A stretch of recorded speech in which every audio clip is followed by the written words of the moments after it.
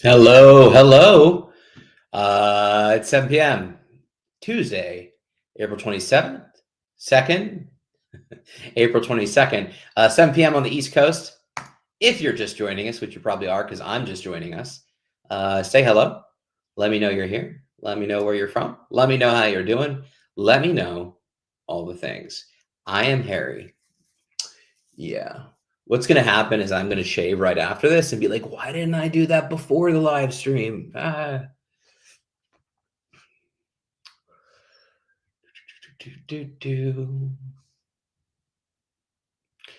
if you're just joining us, welcome to Community Conversations. My name is Ethan. I don't know why I said Ethan. It was really strange. Hey, C. Hi, Wiley.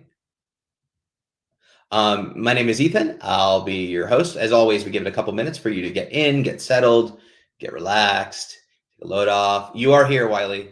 I think I'm here too. Not 100% sure, but we'll at least assume that we're here until we're told otherwise. Hey, Jen.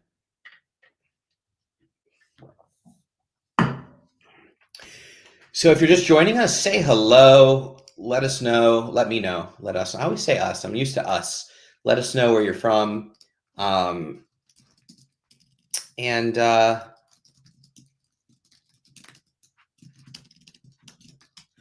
Deirdre. Hi, Alex. Thank you, Amy Ellickson. It isn't law. It isn't certain until you say that. So now that you say that, I appreciate it. It's been busy. So, and it's only Tuesday. Hi, Miriam. It's good to see you. Where are you in Texas? Hi, Tare. Good to see you.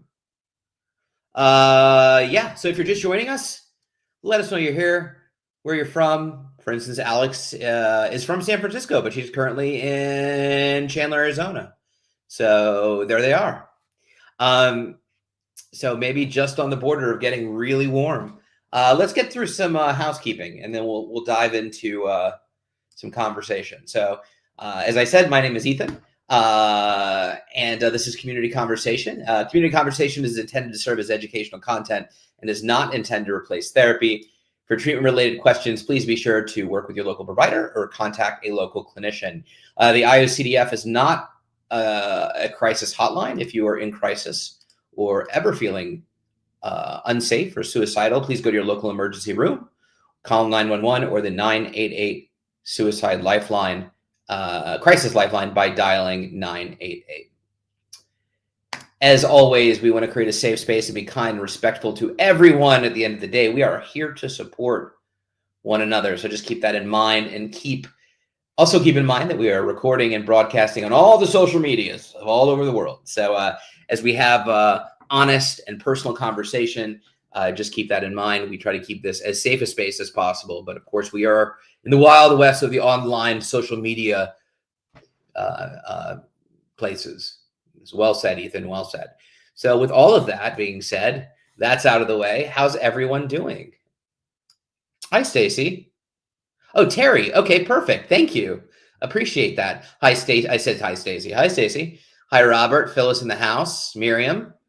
Hello, all. Welcome. If you're just joining us, welcome to you as well. Let me know you're here. So it's been a minute. I am so sorry. You haven't seen me in a hot sec.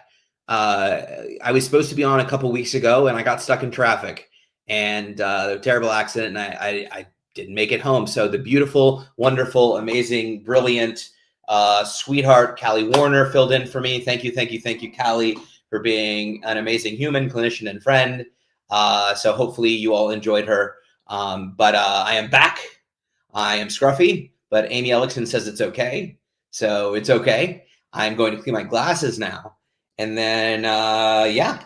So how's everyone doing? Fill me in. Thank you so much, Stacy. Yes, I hope everyone had a good Easter and or Passover if you observe. Maya in the house. Hi, Ethan. I'm from Virginia, but going to college at University of Delaware. Looking forward to going to my first IOCDF con in Chicago this summer. Absolutely. That's awesome. Who's all going? Who's going to the conference? It's the 30th anniversary, which is pretty exciting. It also means that I've been to half of them, which is kind of insane. It'll be in Chicago. Registration is now open. So if you want to go online and register. We would love. There's also a virtual, I should say.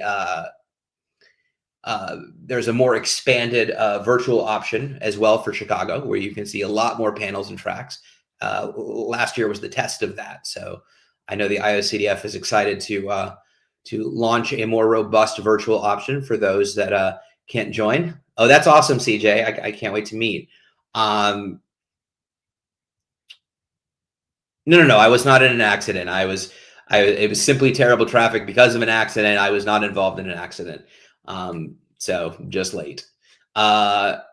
Oh, awesome. Yeah, they have scholarships. So Terry just wrote, I applied for scholarships the other week and waiting to hear back. They have scholarships. You can volunteer, which gets you free registration. And volunteering is literally like 2 hours for the whole weekend. So that's also a great way to mitigate the cost of registration. We understood that it can be expensive to travel depending on where you are. But hey, Nathan, good to see you. But yeah, I hope to see everyone there. That would be amazing. It'll be a fun time. Faux show. Amy, fun story about Amy. She's gonna be like, damn, I never should have said hi. Amy and I go way back. My very first OCD support group in Miami, Florida, or Weston, or wherever it was in South Florida. I went with my father. I was incredibly sick, and I met Amy there in 2010, which is cuckoo. We've known each other 15 years. No, that's it. That's all I have to say. Cash in the house. What's up? All right. So I can get into some story time, but first, I would love to hear if there's any topics or conversations or anything on your mind that you'd like to touch on. So I'll give that a moment. Anything at all? Oh, that's awesome, Amy. I didn't see that. I'm going virtually. Also, the research symposium. Yay! We'll virtually hug you for sure. So how's everyone doing? How are you feeling? Are any struggles? Any wins? We love to share wins. Wins are good. How's everyone's allergy showing up? What a great question. We usually get to these as it gets closer, but I love it. So CJ asked for people nervous about going to the conference. What encouragement can you offer? I think the biggest encouragement is everyone else there is probably nervous too. It is a massive community of people just like us. And that's what makes the in-person conference so special, right? You may have never met someone personally in person that also has OCD. And ultimately, you end up going there and meeting your tribe. You meet your best friends for life. It's one of the only conferences in any psychiatric disorder where it's a combination of professionals, researchers, clinicians, doctors, as well as lived experience, us, and family members and support systems, and they're all together. So, but from a nervous perspective, it's everyone is nervous, from being nervous around traveling, if that's not your favorite thing, to just being in large spaces. You can make the conference whatever you want it to be. It's completely customizable, but I will tell you that there is more support in that place than anywhere else at any given time. So first of all, know that you're not alone in feeling nerves. So many folks are nervous when they go, but there is so much support and so much love. And 9 times out of 10, you'll go there, you'll meet some folks, you'll get into something, and you'll never look back. But even if, things are triggering, or you attend a session and it brings up stuff, there is so much amazing support and help throughout the weekend. So you'll never feel less alone than you will at that conference. So yeah, come enjoy. No, you're not the only one that's nervous. Most people are, and we're all in it together. But it's a lot of fun, and so yeah, hopefully that gave some encouragement to go, and also, it's important to realize that for a lot of folks, whether it requires driving or flying or traveling by yourself or with others, there is a piece of unknown and discomfort and anxiety that comes with it. And that's part of the beautiful part about the conference is that's part of our treatment. That's part of what we do. We are supposed to lean into that, right? So that's okay that that's there. It's the goal isn't to completely get rid of the nerves or the anxiety. We know that some of it's going to be there, but we know that we're going to a safe space where we're protected, where there's support, where people are awesome, where you'll learn a ton. And so, yeah, it's just awesome. I think somebody wrote, where can I find out about the conference? Usually they have, let me quickly just pull up a window. It shouldn't be that hard for me to find. IOCDF 30th conference. No, not 2023. Here we are. Okay, I'm going to put this link in the chat for those of you that are interested. And you can learn all about where and how, and hopefully that's the right website. Oh, it's got its own website. But regardless, that should take you in the right place. So yeah. Somebody had a question. Absolutely, Jen. Maybe look into the virtual option for sure. C asked, do people have thoughts about how to tell a parent that one has OCD? More info. I'm an adult and recently diagnosed. Mom may not get it. Yeah, for sure. You are not alone in that. There's so many adult children or children that end up having to disclose and talk about it and help people help family members and friends understand what they're going through. I don't know, see if you live at home with your family or you just want them to understand more or why you may or may not be behaving certain ways or feeling a certain way.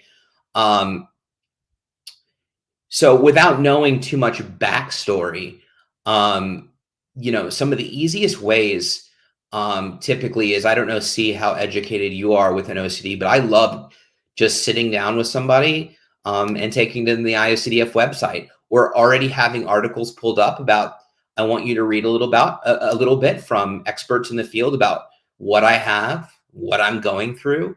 Or here's a YouTube video that I'd love to show you, a documentary or a 5 or 10 minute clip. I find that media is really helpful, right? It takes the emotion out. It takes the onus off of you having to talk about it. And you simply are just showing somebody what other experts have heard. And, when you're parent kid, I don't listen to my mom and mom doesn't listen to me most of the time, right? I'm sure we can all relate to that. So that's also really helpful in breaking down that barrier, is to say, hey, I'd love for you to read this article. I don't overwhelm, don't go with like 40 videos and things like that. But, if you feel like it's important for you to disclose at this time, and that's important to help support you, that a first conversation, preferably when you're not triggered and you're not anxious, is, Mom, I'd like to sit down and talk to you about something. I've, recently diagnosed with OCD. I don't know. You may think you know what it is. I'd like to share more about what it is and what I experience, and just start there. No expectations. Try not to judge how they take it. They may not get it right away, right? It can be a process, but I do find that using media, whether it's articles or video or whatever, can be super, super helpful. I've been lost without you. And I hate you too, Cash, with all the love in the world. I hate you. How have you been? But I'm managing. It's been hard not seeing your name and your strange profile picture.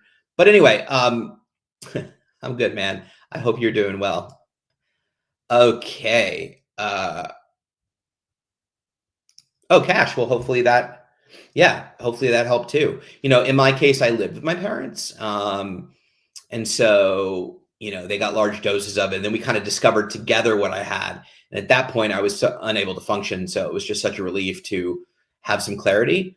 But, it can come in all shapes, forms, and sizes. The idea in educating parents and family is to hopefully get the love and support that you need. If you live at home, that can look like not enabling, not reassuring, helping your parents learn the best ways to help you help yourself. Or even if you're in treatment or therapy, have them join, if you feel like they're enabling or reassuring, and, having them learn alongside you is really helpful. I'm not saying come to all your sessions, but we've had Thursday night, I think it's every month, Thursday, Chris Bear hosts a a whole family conversation roundtable, and it's wonderful. So definitely look that up. But I will say, the goal is to get all the love and support from your parents and family. That is always the goal, and that is the hope that we all have. And lots of times that's the case, right? Well, where you tell and you talk about it, and hopefully they get it, they understand it, and they're there to support you. Or maybe they don't understand it exactly, but they understand it. But there are cases and times where parents just don't get it for whatever reason, and we have a lot of folks in our community as well that have talked about, my mom doesn't get it, my dad doesn't get it, doesn't matter how much I explain it to them. And there's ways to navigate that too. But starting at the very beginning, I think that's a great way to start, is just, sit down and have a calm and even conversation, and talk about, just a little bit. And also, don't feel like you have to divulge everything right away. It's not important that they know everything. And you can keep it as, heavy or deep. But I think keeping it a little surface, in terms of, this is my diagnosis, this is how, kind of what I deal with on a daily basis, and read this or watch this, and then let that sit for a minute, and depending on how they respond, you can continue to respond accordingly. But yeah.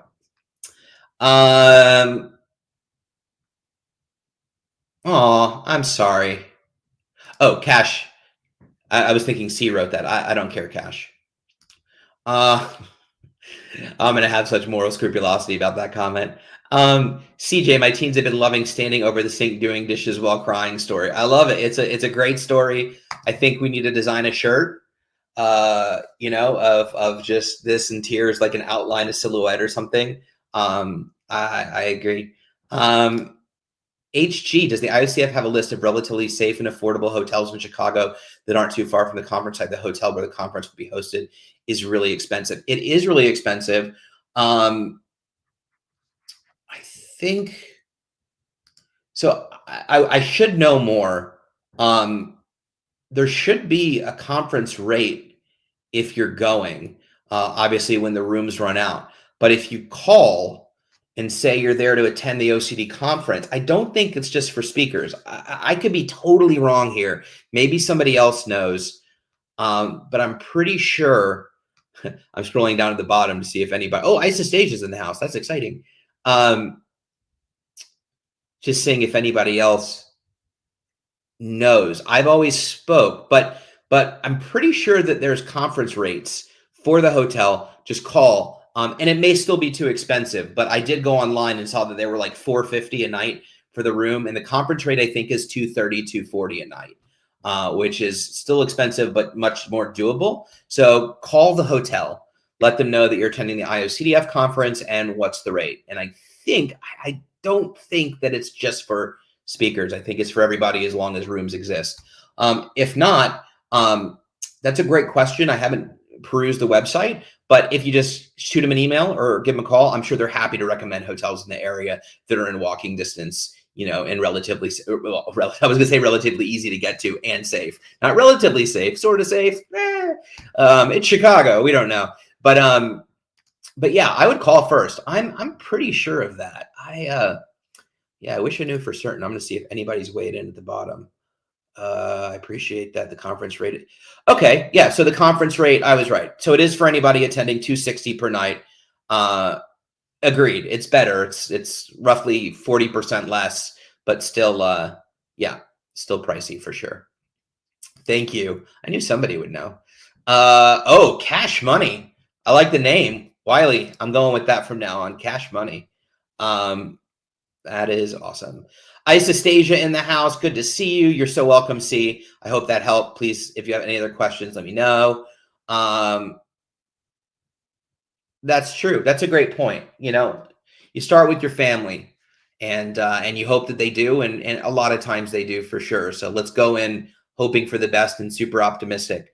But there are lots of folks who do, and we don't want to. We can navigate that if and when, but for now, be patient, give it time, and hopefully, everyone comes around, or they're just open and just relieved to understand more of why you are the way you are, why you behave the way you behave, what your plan is, and probably super proud of you for the steps that you've taken so far to better understand what's going on. So way to go. Um, Amy Ellickson. Amy is always in the know. So when in doubt, HG, the hotel is located in an area with a few different train lines that go near it. The trains are color coded, red, blue. You can take the location and search hotels with it. You could do that too. That's okay. Amy should be like the travel agent for the conference. We'll start a side hustle for her. I think that's a good idea. And that is true too, Phyllis.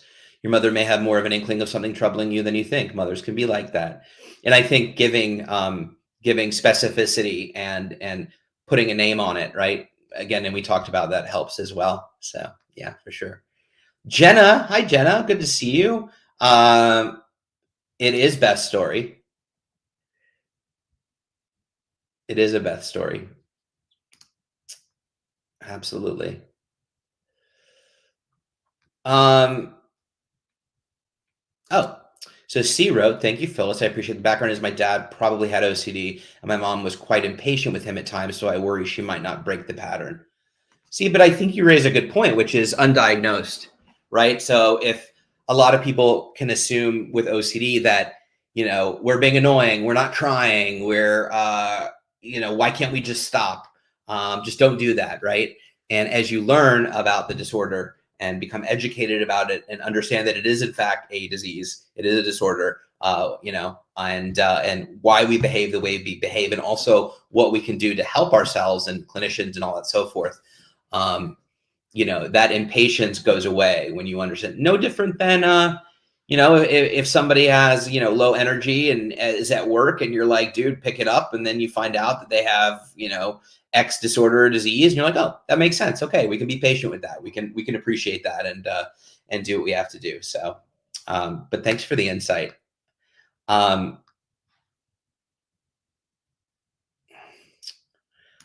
any tips for, listen, don't drive. No, if you're driving, I don't know. I would imagine parking is expensive. But you should see the airline tickets. So I don't.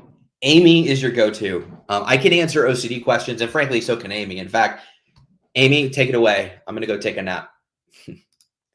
Hi, Aram. I hope I said that right.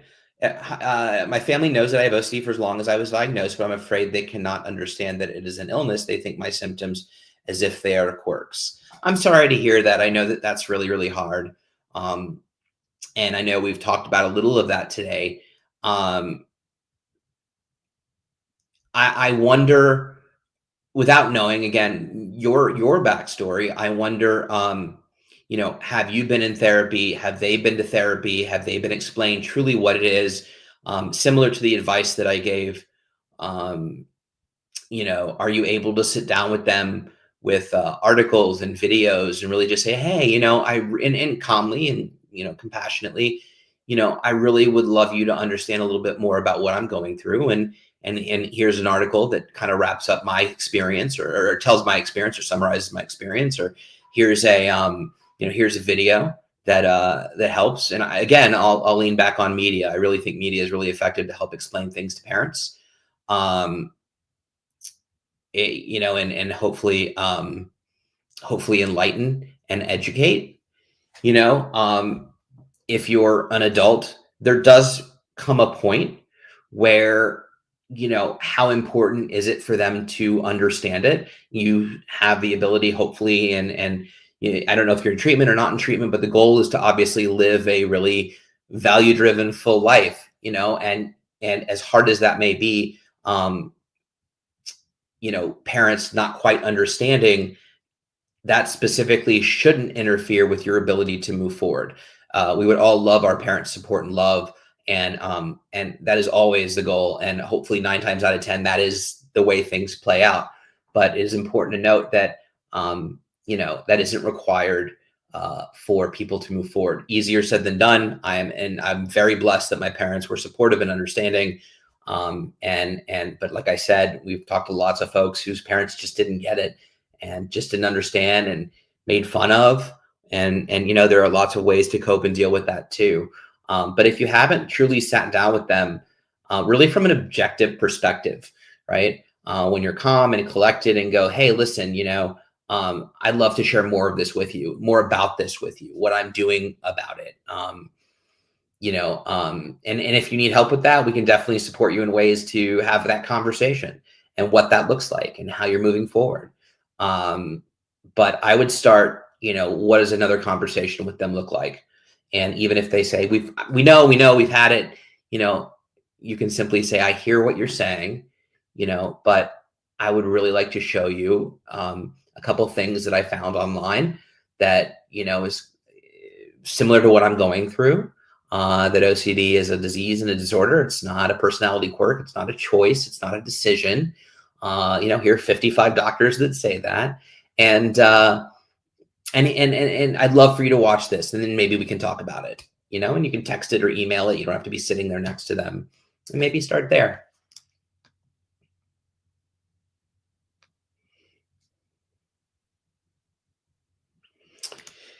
Terry wrote, I've been struggling with my contamination OCD with compulsions increasing, and then over the weekend, PTSD trigger big time with seeing a roach. Now I feel my brain is like in spin mode because of it. I'm sorry, Terry. Yeah, I hate when that happens, but hopefully you have some skills and tools to rely on. And that I know it can be tricky when there's trauma mixed in with the OCD. I actually started trauma therapy in November, and it is super fun. I'm just there is a reason I'm doing this, and I'll find out what it is soon. I actually had it today, so yes, I'm putting on the brave smile as I cried my eyes out for 90 minutes, reliving the goodest times. Goodest is not a word, but it should be. I totally understand the brain spinning, and that's really challenging. Aside from skills and tools, and I don't know if you're in treatment, Terry, have you been able to get outside? Have you been able to take a walk, get into something, change your focus, try and bring your mind back to the present? I mean, just some of those quick things are really, really easy ways to, and the goal isn't to then just forget about it, right? The goal is to continue to allow yourself to come back to the present moment. Can you get into something? Can you watch a movie? Can you read a book? Can you call a friend? And even with the icky feeling and feeling so anxious and so triggered, can you engage in something else, or even just go for a walk, look at nature, breathe in deep? Any one of those things. We're looking for little wins, little gains, right? We're not looking if you're at a 10 or a 9 of anxiety, we'd love to get to a 7 or a 6, right? We're not looking for a 1. That's not realistic, immediately. So are there things that you can do right now that can move you in a different direction? Because it's sounding like perhaps, you're kind of ruminating and potentially compulsing in a few different ways. Oh, there it is. One of Amy Ellickson's best friends lived 3 blocks from Union Station. So all of us are going to stay with Amy's best friend. I'm excited about that. Amy, if you could just put their address in the chat. We all staying for free, baby. I love this. If you can educate her and how she can support you, it will be much easier for her to accept. And I'll add an addendum to this, or a caveat. And I love what CJ said. I think when we talk about how you can support you, it's from a place of you supporting yourself. And I think that's important. And I know that's what CJ meant, but I just want to elaborate, right? Again, without knowing whether you're in treatment or therapy or anything like that, this idea of I am taking steps you were recently diagnosed, you had to go to a professional to do that, right? So you're in the process of figuring this out. What are the steps that I need to alleviate the symptoms and live my best life? And I am actively doing that, and I want to help you understand what I'm going through so you can help me help myself. And that's ultimately like the most important thing, right? And same if you're living at home. And if you end up getting in therapy, you're in therapy, and a therapist explaining what OCD is and how it impacts you to a parent is best case scenario. And whether you live with them or not, just a one-off session of like, this is what they're going through. This is how we need, we'd love to show you and teach you some things that you can do to support and so forth and so on. But I love that. I totally agree. Maya wrote, I wrote about best story about crying while washing dishes in my study abroad application as a life lesson I've learned. Oh, I love that. That's awesome. Ooh, they've never had one internationally. We've talked about it, or they've talked about it. I think that'd be pretty cool. And you can still drive. So, let's do it. I'm down. I think that'd be awesome. I actually was on a meeting with the executive director, Becky, and I suggested we do a cruise for one of the year conferences, like a 4-day cruise. I figure that would be extremely triggering for most people, but also really fun. Probably most of you are going like, hell no. And 3 of you are going, that'd be really cool. But I think that would be awesome. I've been pitching the cruise probably for 6 years now. It will never happen. But I will stand by it. I think it's a brilliant idea. Built-in exposures galore. Excuse me. And yeah, so who's in? Who's in with me? And when I get to the comments in that section, let me know if you want to go on a cruise.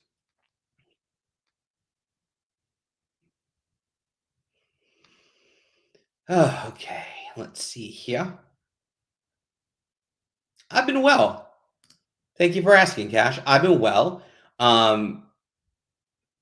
Yeah, as I mentioned, I'm going through trauma therapy, so it's bringing up a lot, which it's supposed to. I'm finding it sort of come up in other ways, though, throughout my day. Like I'll have a random panic attack for no reason. That's super fun. So it's made things loud, but that's to be expected. So I am, for the most part, able to go, okay, I know why this is loud right now. I can be okay not being okay. And I know that like I'm going through this entire process similar to ERP to improve my life. And I'm at peace with that, and I'm good with that. So, but overall, yeah, beyond that, I don't know that I can complain too much. And Katie would disagree. I complain all the time, but it's one of my, do y'all like complaining? I love complaining. I would rather, like, I've realized this recently that I just love to complain. And I don't complain to anybody. I only complain to very few specific people, and everyone else thinks I'm really positive and never complaining. With that being said, though, I'd much rather be miserable and complain about it than be happy and not be able to complain. I know that sounds weird. I'm mostly kidding, but if it's sort of like, hey, so sorry you got the middle seat on the plane, would you like a window or aisle? I would rather stay in the middle and bitch about it for the entire flight. That to me is really enjoyable. I'm kind of surprised I'm mentioning this out loud. Again, I'm in a vulnerable space right now. It's a rough day today. But you know what? Who's in with me? Let's start a complaining group or something. I don't know. There's something there. We'll work on it. Hi, Casey. My daughter was recently diagnosed with checking OCD. We thought it was extreme anxiety for years, but now we're realizing that we enabled the checking behavior, and wonder if you have advice for how we can stop making it worse by constantly letting her check on us. Maps, worry someone will go missing. Yeah, absolutely, Casey. So first of all, thank you for sharing. I appreciate it. So checking, reassurance, making sure that everybody's safe and okay is a subtype of OCD, right? So that makes sense. And I don't know how old your daughter is. I'm just quickly looking at your picture, so I'm assuming under 18. So first of all, diagnosis. I love that there's a diagnosis already. That's a fantastic first step in getting. I mean, first and foremost is treatment, right? Finding a clinician in your area, a therapist that, again, I'm assuming she's a kiddo, but feel free to correct me if I'm wrong. But find a therapist in your area that does exposure and response prevention, ERP, and extra points if they specialize in kids. Same therapy, but just delivered a little bit differently. Treating it in kids can be really, really, really effective, and they can get well really, really fast.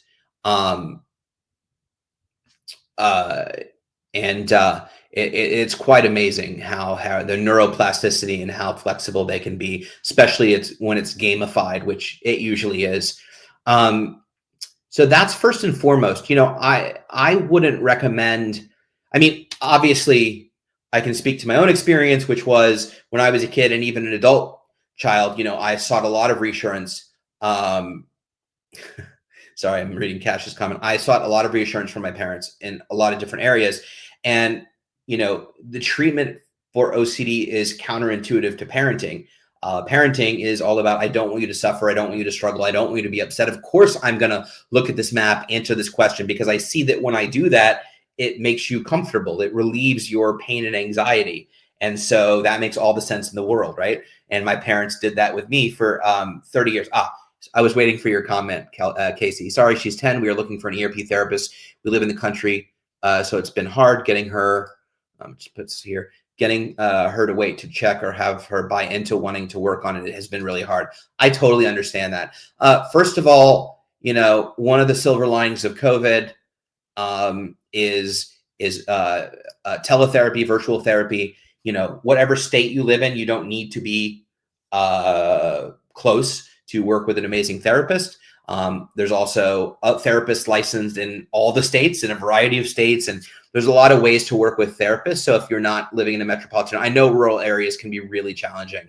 But since COVID, almost all therapists will do, Zoom therapy, teletherapy of some sort, or virtual therapy.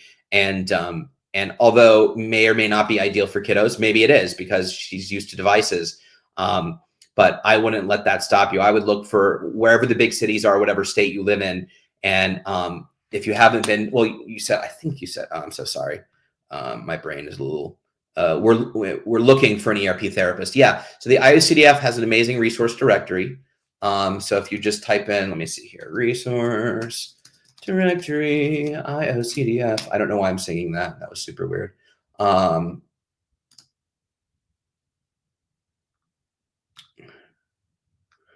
to find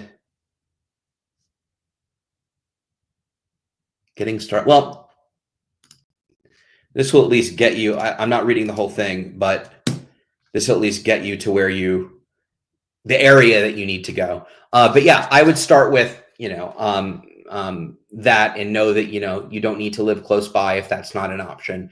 Definitely go with the best option in terms of credentials, ask questions. There's a lot of great articles on the IOCDF website about how to interview a therapist, what to look for, what questions to ask, and all those type of things. In the meantime, I think that, I'm obviously not a clinician. I only speak from a lived experience perspective. With that being said, I think there are, now that you're learning, first of all, educate yourself as much as possible. And I think we can start to lean into, well, let me back up. There's also some wonderful books and workbooks and support groups that you can access fairly quickly, and help get more understanding about how you can support your daughter in the meantime. I know it's tricky to know that enabling and reassuring isn't what you should be doing, and simultaneously, like, what do I do in the meantime? I don't want to do it. I don't want to make her sicker. But the reality of it is it has to be systematic changes. You can't just change what you're doing, because it'll flood her and make her extremely, extremely anxious, right? So there has to be some level of reassurance and enabling and continuing that as you find therapy, and then the buy-in is she's 10 years old and she has to go, right? And then hopefully the therapist does the rest of the work. There are other ways to talk to her about, like, are you happy? Do you like worrying about mommy? Do you like the checking? Would you rather be playing with friends? Like, you want to help? Would that be fun to, like, figure this out so you can do X, Y, and Z? Therapy can sound fun. So give yourself a lot of compassion, a lot of grace, see what you can read. And also, just Googling real time here. Also take a look at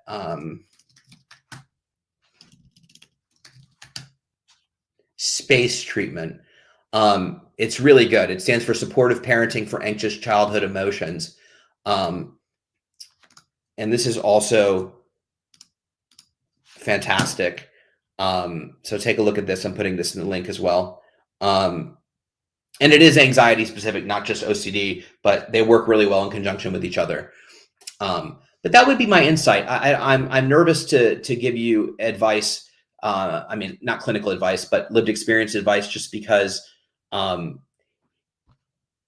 the exact circumstances. I would talk to a professional, talk to an expert.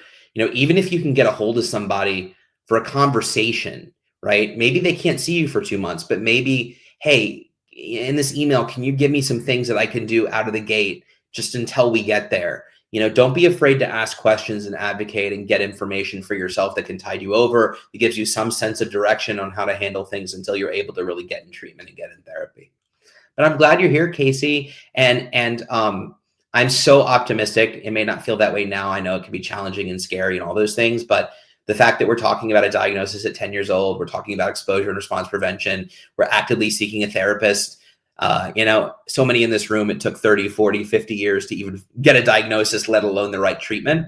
So that lets us know that advocacy and us talking about it and doing all these things is working, right? So that's really hopeful. So, OCD is one of the most treatable mental illnesses, especially in kiddos. One of my dearest friends, I've known her since birth. Her child recently saw some things and refused to sleep in her bed. She was afraid that men were going to break in her bedroom and kill everyone, and she'd be left alone. So she was refusing to sleep in her bed and only wanted to sleep with mom and dad. And it was getting really, really, really, really bad. And we found I helped them find a therapist in their area that really specialized in ERP. And within 2 weeks, she was sleeping back in her bed. It's not a straight line, but know that like kids are so resilient. So yeah, I am optimistic.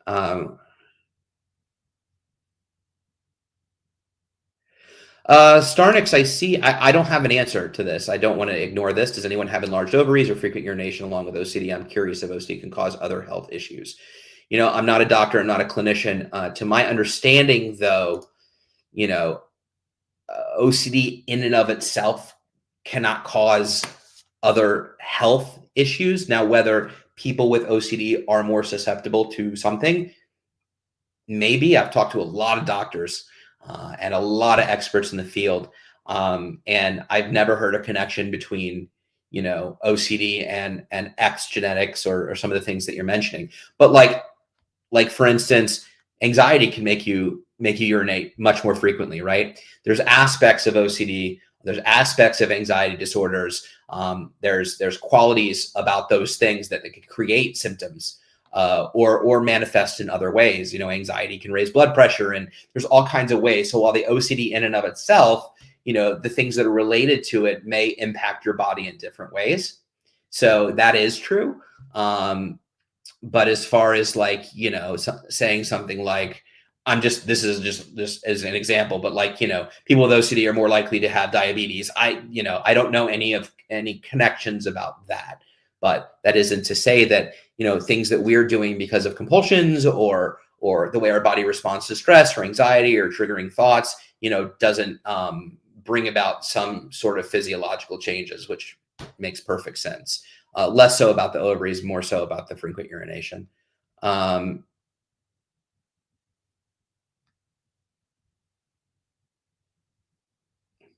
Thank you, Suzette. I appreciate that.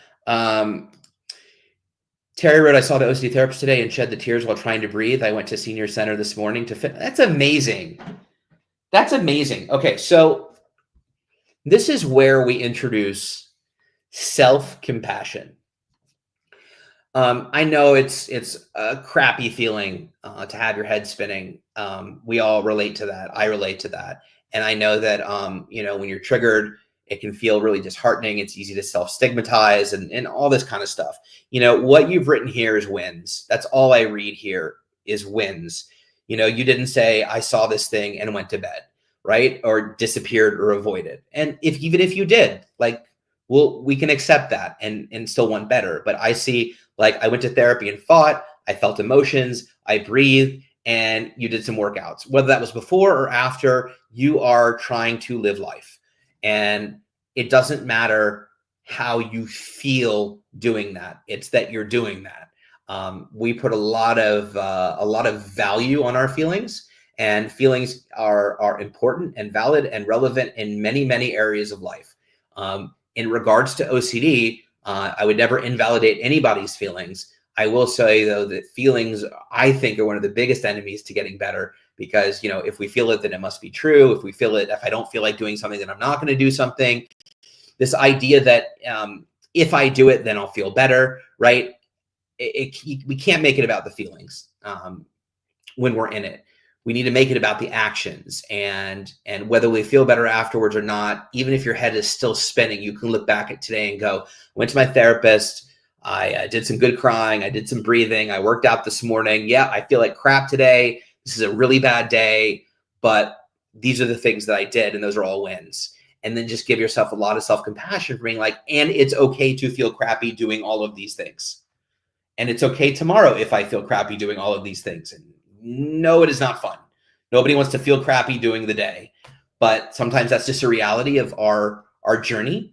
And the goal is, the more we do each day feeling crappy, the less crappy we eventually become, right? But the goal in the moment is to not feel better. It's to do better. It's to move forward. And then over time, those feelings will start to catch up, and you'll start to feel a little better and a little better and a little better till you realize, oh, I had a really great day and I felt good. That's a huge win, right? So, but thank you for sharing. I'm super excited. And if you're still feeling triggered, like I said, you know, little small things, take a bath, take a shower, watch a movie, call a friend. Those are really helpful. And they're hard. They're easier said than done. It's really easy for me to sit here and spitfire, you know, 7 opposite action things that you can do.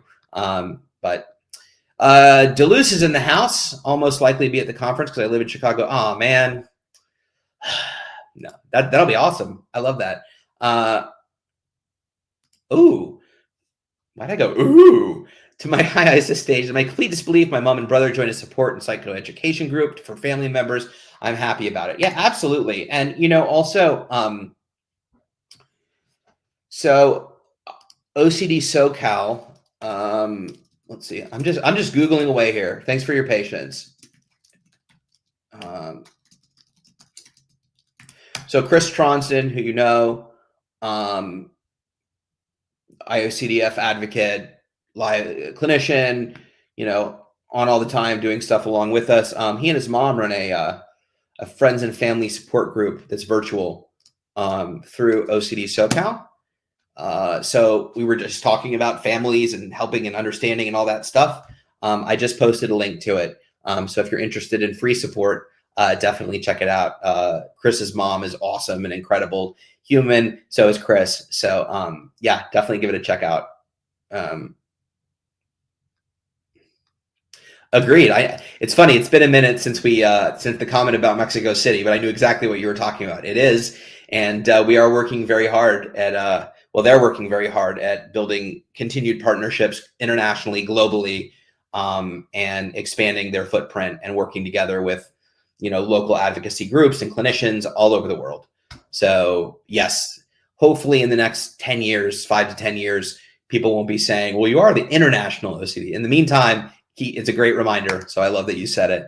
Oh, Amy's in for the cruise. So is Stacy. All right, I'm in. Let's do this. Let's make it happen. Okay, Terry doesn't do water. That's okay. How old is Ethan? Ethan is 27. Okay. Thank you, Cash. Oh, that's right. We're talking about complaining. Complaining helps get it off your chest. It's helpful. Yeah, Beth, let's get in on that. Maya says, I'm scared of cruises and just the ocean in general, but would definitely be a fun exposure.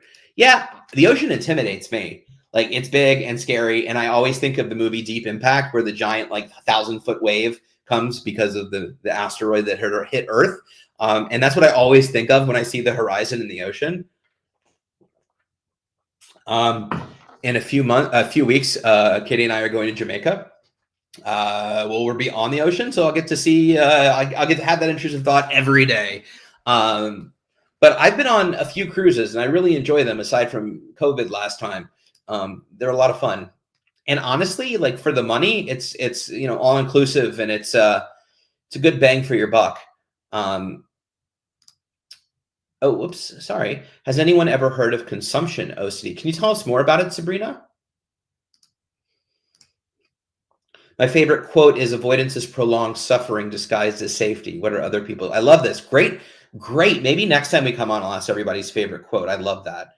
So thank you, CJ. You always add such good insight to this. Amy Ellickson, Ethan's new nickname, CC, chronic complainer. I'm in. Let's do it. I will legally change my name to that. In fact, we'll do chronic complaining community conversations. And that's it. We just come on and I just complain all night long. Oh, that'd be such a dream. Can you imagine? Hi, Debbie. Having a horrible time with checking stove and plugs. Thanks for your helping, Ruth. Oh, I'm so sorry, Debbie. Just be willing to be okay not being okay. Don't try not to check. Try to sit with the discomfort. Be willing to experience the thoughts and continue to reinforce that. Yeah. C said, you mentioned trauma therapy. May I ask, for those of us who have OCD and had traumas, is this therapy in conjunction with OCD therapy, or separate? Is an OCD therapist involved too? What a great question. So I think there are lots of ways to maneuver this. Most of the time, a trauma therapist and an OCD therapist are two separate therapists. I'm sure there are examples and times where an OCD therapist will work on you with your trauma. Typically, a trauma therapist, if they don't have a background in OCD, doesn't do ERP and doesn't know.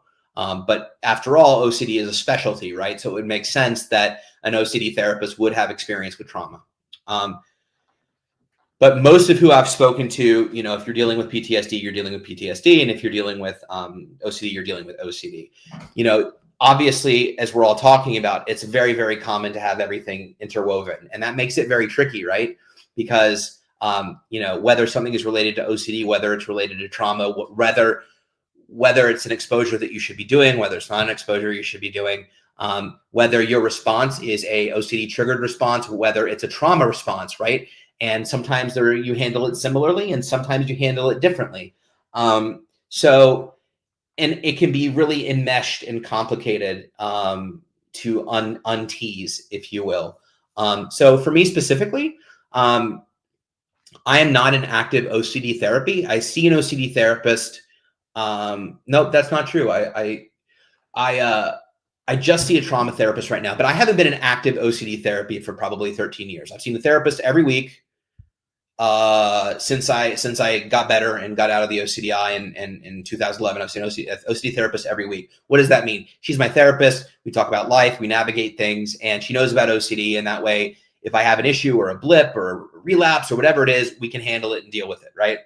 So I wanted a background in ERP and OCD, but I'm not in active OCD therapy, and I haven't been. That doesn't mean that I don't do ERPs. That doesn't mean that I don't, actively attempt not to compulse and not to do X, Y, and Z. But so for me, I'm focused on trauma therapy right now and what that looks like. And so for me, that's prolonged exposures, for those of you that know what that is. And then we're going to move to cognitive processing therapy from there. Prolonged exposure is a lot like exposure therapy, being exposed to the stuff I don't want to think about or remember. There's no compulsion afterwards, so there's no response prevention. It's really just sitting with the feelings and then talking about, sort of what we'd uncovered and learned and things like that. I strangely really enjoy it. Stuff that I've buried for a long time and stuff that I actually had no idea was even impacting or affecting me. And now I've looked at it and go, I actually went to trauma therapy the first time, and I was like, I don't deserve to be here. Like, you hear these stories, and I haven't had that kind of stuff happen to me. And she's like, well, of course you deserve to be here. And I felt very fraudulent. I felt very imposter-y being in trauma therapy. I have friends that have horrific stories. For the most part, I don't have those experiences. And so I felt very not worthy, if you will. After 6 weeks, I'm like, I deserve to be here. We've uncovered so much. I am most definitely traumatized in many ways. But hopefully that answered your question. So most of the time it's separate and should be separate. That doesn't mean, though, that they shouldn't work together. I'm all about collaboration, especially in psychiatry. Your psychiatrist should work in conjunction with your psychologist or therapist, so everybody knows what they're doing. I think that's really, really important. I met my trauma therapist through my other therapists, and so everybody was collaborating, and I think that's really, really crucial. So yeah, that's my 2 cents. That's just my opinion. I'm sure people have examples of times that they've worked on trauma with their OCD therapist. It really just depends where you are. Also, like if you're in a residential program or you're in intensive outpatient or something like that, you're probably not going to work on trauma, right? If it's apparent that trauma is interfering with that work, you'll probably be referred out to a trauma therapist as well, whether that's simultaneous or afterwards. Most of the time, and it's not that they can't be done in conjunction, just typically if the focus is OCD, it'll remain OCD unless that there's something interfering that you can't engage in that treatment or therapy. Hopefully that was the short, long-winded answer of the question that you asked. Cash can't believe that Katie married me. Neither can I. So we're in the same boat. Okay, let's see. I am way behind on comments. I apologize. Yeah, CJ wrote, believe it or not, most kids do well with telemedicine, especially if the parents are involved in every session. Totally agree with you. I mean, they're growing up on electronics, right? So it makes sense. Yeah, okay, thank you so much. We just got the diagnosis a few weeks ago, though, through testing with the that's great. That's great. So I think you're doing all the right next steps, and you're doing all the right next steps. Try to have patience. There's so many amazing books out there. There really are.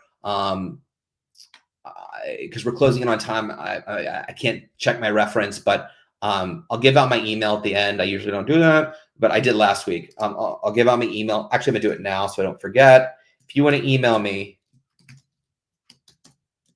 I'm happy to give you resources. And anybody here that wants to email me and ask if has a question, please email me at the email address I just sent, and I'm happy to answer questions, comments, whatever it is. And don't share my email. It's only for people that are right here. But anyway, yeah, there's great resources in the meantime. And I'm so excited that you're starting to find answers. That's huge. And you're so welcome. Howard and Nina, other than Rogers in Philadelphia, where can I find ERP for 8 years old with ASD level 2, ADHD, general anxiety disorder? That's a great question. I would honestly reach out to the IOCDF. I mean, I can make email me is the quickest answer. I know a lot of therapists in Pennsylvania. The ASD adds another component to it. Obviously, I know some amazing ASD OCD therapists in the New York area as well. So this is a larger question. Yeah, shoot me an email. And if I can't answer it or make some referrals, we'll reach out to the IOCDF, or I'll reach out to some other folks and we'll try to get you some names. So, yeah. But there's help, there's hope, there's amazing treatment providers that are well-versed in OCD and ASD as well for kiddos with that type of thing, ASD and OCD and ADHD and general anxiety and all the things. So yeah, shoot me an email and we'll see what we can do as far as making some referrals to you, or at least giving you some names. I'm just going to keep going a little bit if y'all don't mind. Just stop commenting. I'm kidding, but I'm going to try to catch up a little bit so y'all can hang with me if you want. Her dad and I kind of feel like we're drowning. It's been very difficult. Thank you for all your. It is. I'm sure you feel guilt and anger, and the first thing is it's a disease, not a disorder. But also relinquish the guilt that you feel for yourself, because you don't know what you don't know. My parents enabled, reassured, and all the things for 31 years until we found the right treatment, right? And I'm sure at that time, I know for a fact, because I was in the sessions, they felt immense guilt. It's not their fault. It is not your fault, okay? You're just being the best possible parents you can be, and that will continue, right? And now you're at a new stage where you're starting to get educated and understand what this is and how to behave and how to support. You found it early. She's gonna have a big, beautiful life ahead of her. I barely graduated high school. I dropped out of college after 3 months. A lot of people's story here is really challenging. Her story will hopefully not be that story. She'll have an amazing story to tell. How her amazing parents found her treatment when she was 10 years old and got better. So I know it can be, please try to give yourself lots of love, lots of self-compassion, try to navigate as best you can. Again, online resources can be really helpful in the meantime. Try to read up a little bit, and you can add little ounces of treatment, no, I'm not going to say it, but email me. But anyway, I think you have a sense and idea of where we're going with this.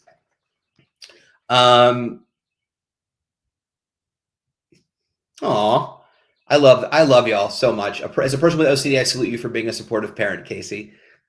This group is so amazing. Beth Carducci, after 5 years, my therapist is moving to LA. Our last session was Monday. I was telling how wonderful she was and how she made me stronger against my OCD. Never thought I would be.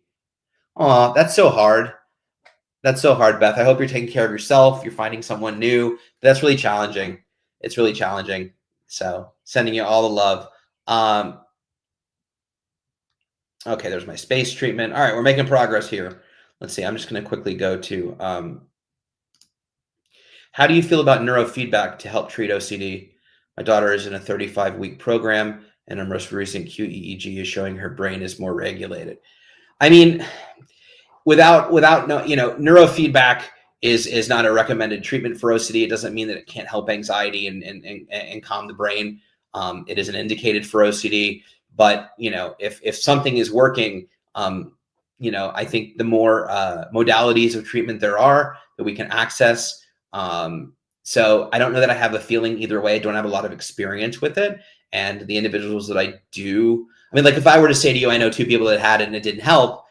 If your daughter is showing a more regulated brain, that's great on paper. Is she seeing like a reduced symptomatology in her OCD? How is that impacting how she's acting, her behaviors, her compulsions, and things like that? So kind of those questions, right? But ultimately, like in this program, I'm assuming the 35-week program is for OCD. And if it is, hopefully they're doing exposure and response prevention as a gold standard treatment. That's honestly most important. If there's other sort of, side modalities that they're trying and tempting using, whether it's TMS or neurofeedback or whatever, if it's working, then it's working. So I don't know that I have a specific opinion on it. I think that exposure and response prevention is the gold standard, along with, the FDA approved medications, the first line medications, SSRIs, SRNIs, for OCD. And then from there, you have like secondary medications, glutamate modulators, and things like that, along with secondary modalities of treatment, like acceptance commitment therapy, dialectical behavioral therapy, right? So we have like our start ICBT. So we have the things that we start with every time, and then we kind of go from there. So, neurofeedback, this is just my own opinion. I am a lay person, peasant with no degree. But, I wouldn't start with that for OCD. But, if it's something that they do alongside ERP and everything else, then, it's not intrusive, why not? And there might be other things going on that it is effective with, anxiety and other disorders and things like that. So, yeah.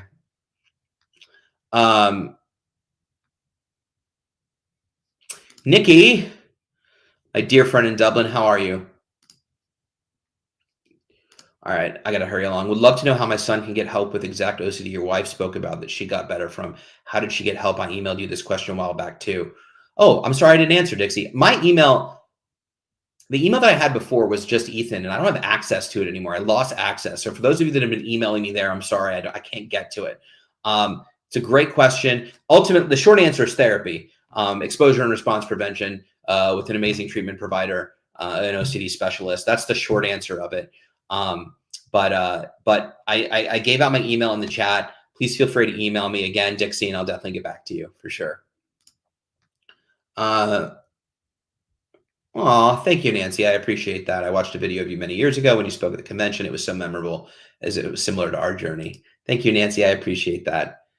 Alex wrote, learning about neuroplasticity was a game changer for me, knowing you can rewire your brain and change how you feel and think about things reinforces hope. Yeah, I mean, you give yourself brain surgery without having surgery. I think that's pretty cool.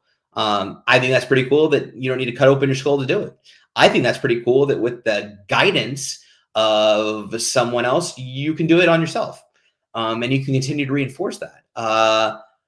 And I often think to myself, how lucky are we that our treatment, I mean, look, I'm not saying we're lucky to have OCD, but our treatment is something that we can do at any moment, at any time. And I know that not everybody can access treatment, and we need to make it more accessible and affordable and effective and all of those things. But to have skills and tools in your back pocket to be able to take out at any moment and fight against OCD and continue to rewire your brain without a pill, without a shot. I'm on medication.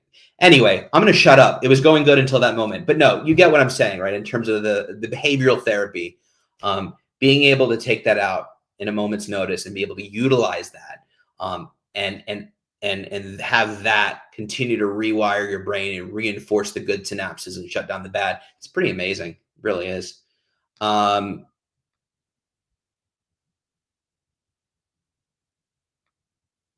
Okay, I'm going to quickly scroll.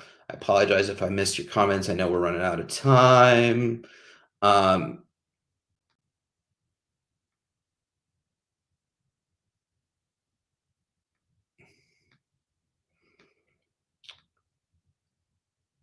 Okay, I see Wes's question. Oh, Wes's first question. Sorry. Thank you for making this community. I've been battling this disorder for about 10 years. I've finally gotten to the bottom of the barrel with these intrusive thoughts. It's literally ruining my life and marriage. My wife is at her wit's end and how it affects us. Any tips to keep motivation going? Yeah. Are you in treatment? I mean, that is first and foremost. Are you in treatment? Are you able to access treatment for you and your wife, right? It is a very treatable mental health condition. It's challenging, but it's treatable. So that is first and foremost. And I'm so sorry. There's hope. There's help. You're here. I'm so glad you're here. It's such a wonderful, supportive community. And so, what do we have to do to connect you with therapists and resources and things like this so you can start taking control back? Because I know how challenging it can be. So that's my motivation to start out with is you're in the right place. Welcome. I'm sorry that things have come to a head. I know that story all too well in my own experiences, and I'm sure so many here do. But you are definitely not alone. Neither is your wife. And there is help. There is hope. And so I encourage you to visit the IOCDF website, look at resources, articles. There's so much great content, and just start from there. And if you have additional questions, please feel free to chime in, as well as email me. Okay. I'm just going to scroll quick because I know we're way over time. Sorry if I'm not getting to your questions. I know, right? I'm just happy to hear a kid diagnosed with OCD and parents care and acknowledge gives me hope. That's a beautiful thing. Absolutely. Absolutely. Okay. I'm going to wrap this up. Real quick, I just saw all of that, and I do see some additional questions, and I'll say hi to Sally. It's her first time. Hi, my first chat here is OCD. I've been diagnosed as a teenager and now middle age, considered to be neurodiverse or related to ADHD. I'm having a brain. Yes, sorry. Yes, OCD is considered to be neurodivergent. As far as related to ADHD, a lot of times, they're co-occurring. Just because you have OCD doesn't mean you'll have ADHD and vice versa, but that's a common comorbidity. And yeah, so welcome, Sally. I hope you enjoyed. I don't know if you just got here, but I welcome, and I hope you're getting a lot out of this. And yeah, welcome. Okay. Thank you, Amy. Thanks for all the love. I appreciate y'all. I did have a birthday. Since last time you saw me, I will not divulge my age. I'm sure Katie will do that on her own. In fact, I think she did in an Instagram. For the record, all her content is gorgeous. But when you see stuff of me, I've never approved any of this. She shows me after the fact, and I just kind of go, when we first started dating, I was like, I want to know first. And now I just know there's no stopping her, and I'm at peace with that. That makes me just love her more. 27, exactly correct. So there's some birthday pictures on there as well. Anyway, they are. Katie's birthday is 3 days after my birthday. Mine is April 2nd. Hers is April 5th. And so we actually, we were in Las Vegas during that time at a mental health conference that Katie was presenting at. My first time in Vegas. That is a whole nother live stream. And no, what happens in Vegas doesn't have to stay in Vegas. We can talk about it. Yes, 2 Aries in the house. 2 Aries, only children with OCD. What a fun place to be. I wouldn't have it any other way, but it is true, right? I mean, that's a lot. Anyway, thank you for the birthday wishes. I appreciate y'all so much. Yeah, Cash like that. He knows. All right. with all that being said, I want to thank everyone for being here, for supporting, being amazing. If it's your first time, thank you, thank you, thank you. Every other Tuesday, we will be here. Hopefully, it will be me. If not, we have amazing advocates that host. But I try to be here every other week. Yeah, that's beautiful. I'll post that, Robert. Welcome, Sally. Good night, all. Warm wishes to all who struggle and who all advocate. Happy belated. Yeah. Thank you, Robert. Appreciate you. We are two peas in a pod. That is for sure. Speaking of never mind. Anyway. Okay. So as always, I want to thank the IOCDF for being amazing, being so supportive of the OCD community. I'm gonna sneeze. I'm gonna mute myself though. All right, then. I want to thank the IOCDF. Okay, tomorrow at 12 o'clock, Chris Tronson, I think Kim Quinlan is a guest, is doing Ask the Experts, 12 p.m. Eastern on all the IOCDF social media channels. So if you have additional questions, please, quiet sneeze. I know, it's intense. It's an intense sneeze. If you have additional questions, tune in at 12. Check him out. He's amazing. They're amazing. Good people and good information. Also, I shared a link. The IOCDF conference in Chicago, the 30th anniversary conference is open for registration. Yeah. Oh, perfect. I love this fan. I don't even have to do this. I just sit here and y'all do it for me. I just sit here and I'm in awe of everybody's awesome love, support, education, all the things. So yeah, Kim Quinlan, who is phenomenal therapist in Los Angeles. Chris, phenomenal therapist in also Los Angeles, Orange County. They will be doing their magic at 12 p.m. Like I said, the IOCDF conference, 30th anniversary in Chicago at the Marriott. You can go online, check it out, register. I hope to see you there. It'll be a pretty awesome conference and lots to celebrate. They've definitely changed, saved a lot of lives and changed sort of the face of OCD and related disorders in a way that I think we're continuing to see just the ramifications of with massive, huge, giant motivation moving forward, and what's to come. It's all very, very exciting. And, you know, I'm so excited for, I mean, today is a perfect example of, oh my God, why am I blanking? Sorry, I'm a little tired, but I am so sorry. I'm quickly scrolling. I'm gonna give away my secret, but I don't see it, and it's driving me crazy. The mom of the 10-year-old. I'm so sorry, I'm blanking on the name, but as I said before, just so inspiring. Hi, Belinda from Australia.